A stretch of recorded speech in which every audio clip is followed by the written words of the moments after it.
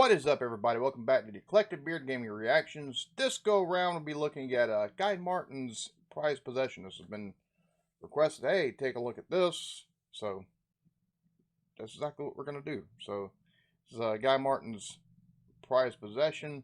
Let's go ahead and, if you haven't already, like, subscribe, notification bell. Yeah, let's go ahead and get into this one.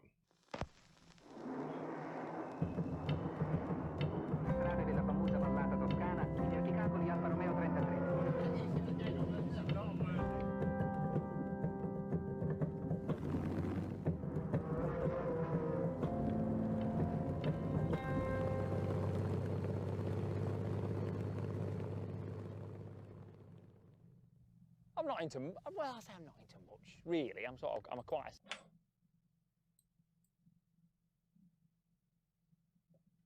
Had to turn it up just a wee little bit. Simple person, really. 2 wheels, 4 wheels, engines.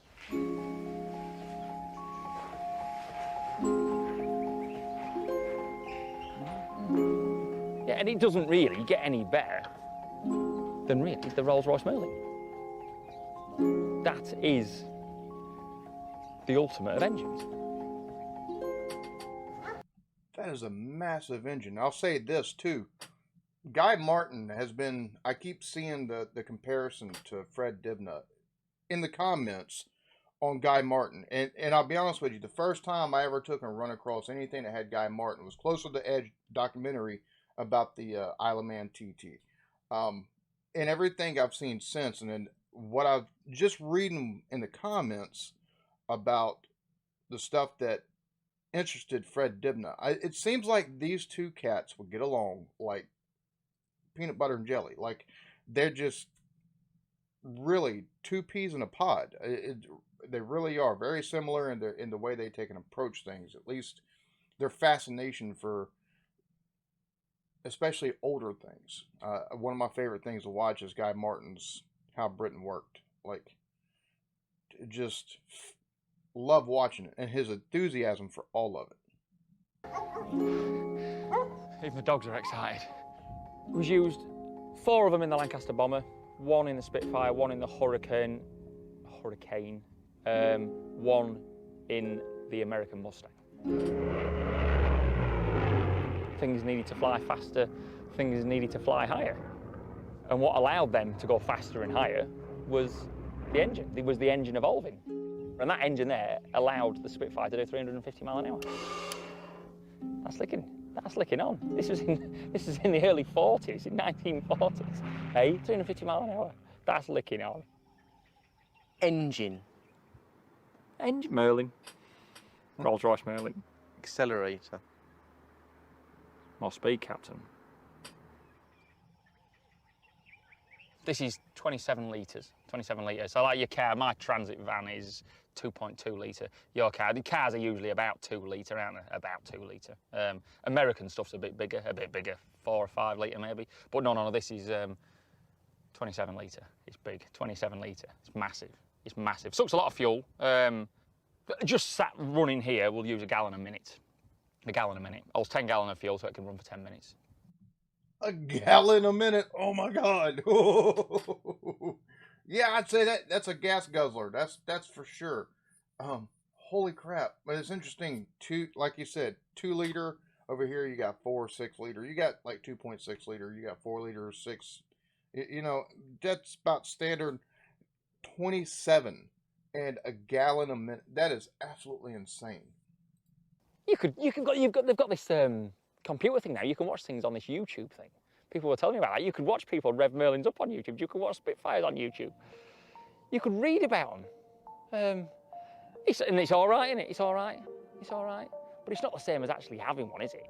4 strokes, suck, squeeze, bang, blow. 4 strokes, 4-stroke internal combustion engine. That's how all engines that we know now, your car, my van, no matter if it's diesel or petrol, all work on that principle, suck, squeeze, bang, blow. And I'm not shy of words. If it means working, you know, putting a bit of overtime to be able to earn the money, to be able to go and get one, then that's what I'll do. Well, you wait till we get it going, and you'll see.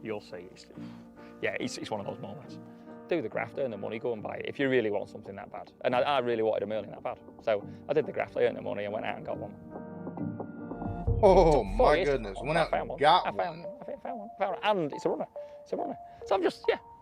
And it's mine. Are we going to start it? I'm excited now. You excited? I want to see. You got any petrol? Are you boys excited? I'm genuinely excited. Well, I get my bit.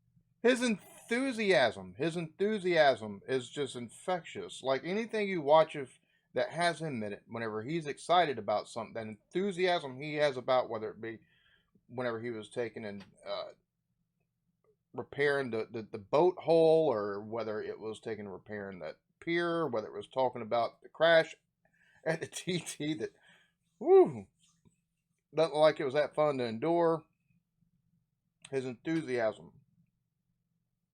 That's what strikes you about him, his enthusiasm about things, the way he approaches life, and that enthusiasm shows through. It's one of the things that, like, immediately, my first time seeing him on screen, just that bit of enthusiasm, that bit of quirk that he has, and just his approach to things. Like, it's just, I don't know. A bit nervous, thinking that it's going to take. The last time, it did take off.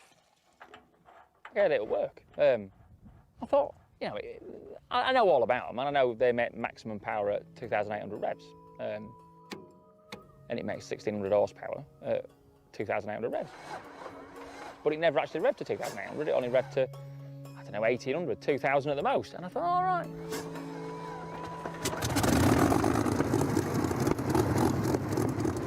But it sounds lovely at that, and I thought that'd sound even better if it was revving at maximum horsepower at 2,800 revs.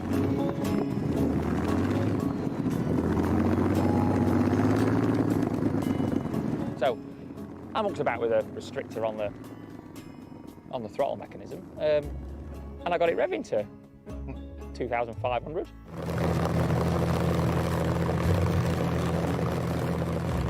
And it did sound absolutely beyond amazing. What's beyond amazing? What word's beyond amazing? Incredible, absolutely incredible, incredible. And at that point, I thought I'd rev it a little bit more because it sounds so good at 2,500 revs. I thought I'll try and get to 2,800 revs. It took off in the workshop. This was probably a year ago we did this. And it's probably only now I'm just about seeing the funny side of it. Just about seeing it. Because at the time, that's probably the most scared I've ever been. 1,600 horsepower, you're not getting in the way of that. And it probably weighs over a ton. Nothing's stopping that. So yeah, it took off in the workshop. It went into the storeroom wall. Took off in the storeroom. What? What? Yeah, you don't want to get in the way of that. Holy crap! Oh Lord, but he's making it sound like it's just another day at the office, which for him, well, probably is. Took half the wall down, took the stairway down, and then flicked a bit of the stairway into a truck door, bent the truck door, bent the wing mirror, broke the window. My fixed wheel push bike that I've been training on, cut that in two, bent the wheel. Oh my God, it was like a bomb scene. My God.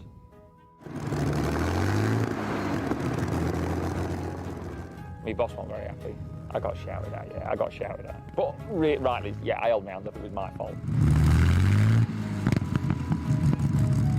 So I now know, don't run it at 2,800 revs. It's quite happy at 1,800 revs, and that's where it'll sit. Oh, crap.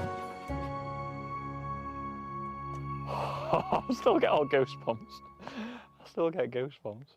Oh, it's mega. It's going to go in, it's eventually going to end up in my front room. You think I'm crackers, but it's going to go in the front room. I'm going to bolt it to the floor of the front room. Because I like it, I just like looking at it. Oh, there's loads of reasons why I get excited with that. Yeah, like just how old it is. You know, some of the stories that could tell. You know, it's out of a 42 Lancaster bomber, so it had seen service. And then all the mechanical gubbins that's going on there. And it was all, you know, it's all old school. the reverence he has talking about this as well. Like, just absolute amount of respect for what this came out of, what's, like you said, the stories it could tell, but also the mechanical. Like, there's not only is there enthusiasm and a genuine love for this thing right, this motor right here, this Rolls Royce motor that come out of the bomber, but also there's a general. Not only is there a reverence, but there's a mass amount of respect just for the mechanical inner workings and just the whole history of it. So that's cool to see. Thing. It don't get any better. It does not get any better. Yeah, oh my God. Yeah, so he's got any petrol left. I'll go say it again. Yeah, while we're here, while we're in the field, make the most of it. We'll make the most of it. There we have it. Guy Martin's prized possession. That cat, like, he operates on a different wavelength than everybody else. There's just no two ways about it. His love of things, especially as far as how older things worked. I watched where he took in the self, basically the self moving and their self propelled. What was it? It's a pump for an older coal mine, and it, like one of the last working ones, like it's old wooden style with like just his gusto for going after getting things repaired, taking and doing the steam engine, like just doesn't matter what I've seen him taking and doing. He's got such an amount of like enthusiasm, the gusto for it, but also tries to take and get an understanding. And you don't see stuff like that. You really don't. This He just operates on such a different wavelength, but his enthusiasm and love for what he does and the way he attacks stuff, you got to respect it. You really do. That being said, y'all keep on leaving y'all's recommendations. Y'all be good to each other. Love yourselves. Peace.